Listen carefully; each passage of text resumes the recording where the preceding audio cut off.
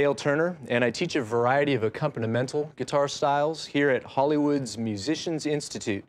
And today we're going to take a look at several of the open chord, fingerstyle, mixed bag of techniques and approaches James Taylor uses in Fire and Rain from his Sweet Baby James album.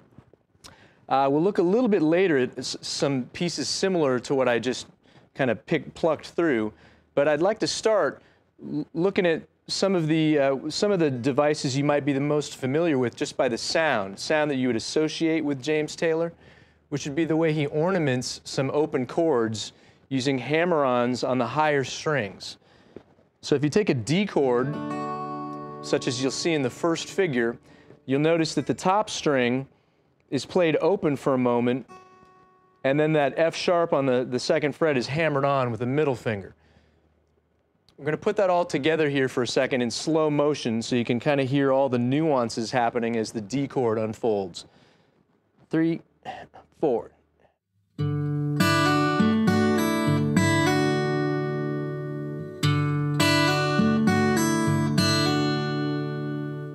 A little bit quicker. 3, 4.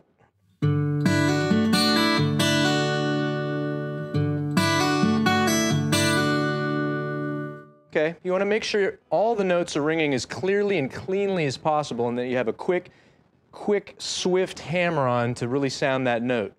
We're going to do the same thing with an open A chord. Okay, here using this finger to smash down on the second fret of the second string. I'll go through this one slow. Same exact rhythm we played with the D chord. 3, 4.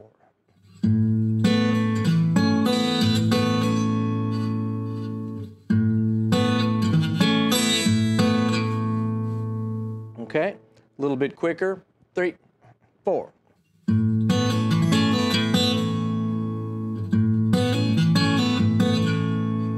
Okay.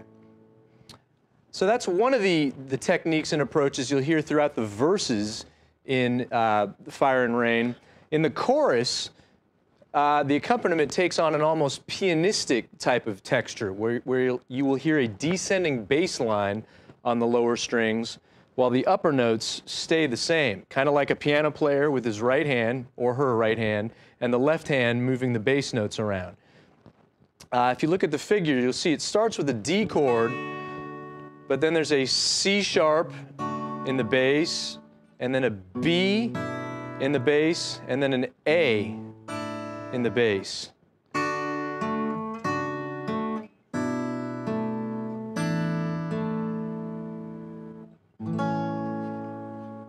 Actually, D in the bass, C sharp in the bass, B in the bass, E in the bass, ending on an A chord. I'll try to count you in here for a little bit. It's all eighth notes, so 3 and 4 and.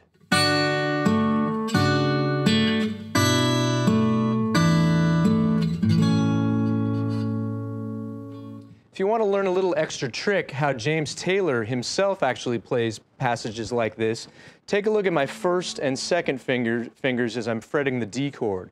He actually reverses them, which interestingly makes it much easier to play a figure like we just did with the descending bass line.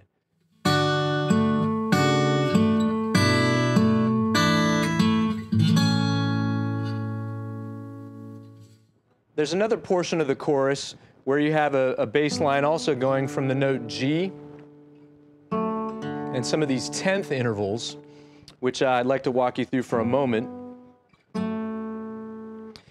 Probably best to use your middle finger on the 6th string and just move it all the way down, using your remaining fingers to grab the notes you'll see in tab. Real slow.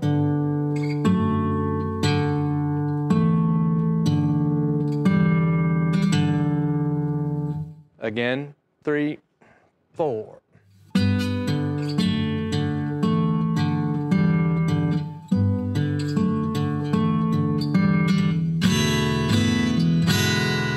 Ending with that E7 sus4 to E7 move. Okay. What I'd like to close out with is a figure that serves as the intro to Fire and Rain It's a progression similar to the verses itself.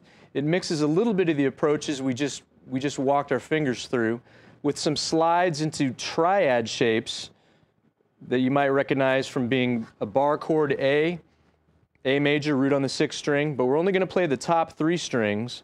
We're going to do that for A, sliding into the 3rd string, while we play the open A string at the same time. We're going to do exactly the same thing for a D chord with the open D string. And then once again, 2 frets higher for an E chord.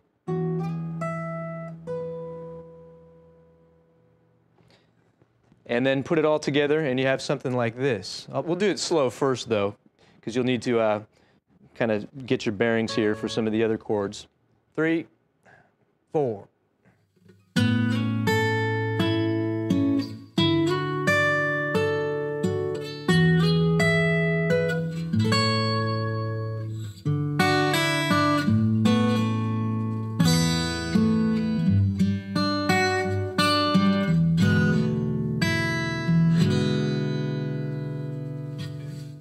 Try that a little bit quicker, similar to the tempo of Fire and Rain.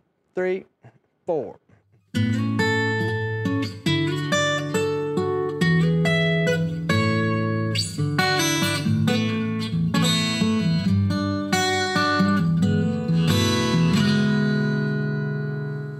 Okay, so that's just a small example of the wealth of the fingerstyle techniques and the fretting hand techniques that you'll encounter if you start learning some of James Taylor's actual pieces.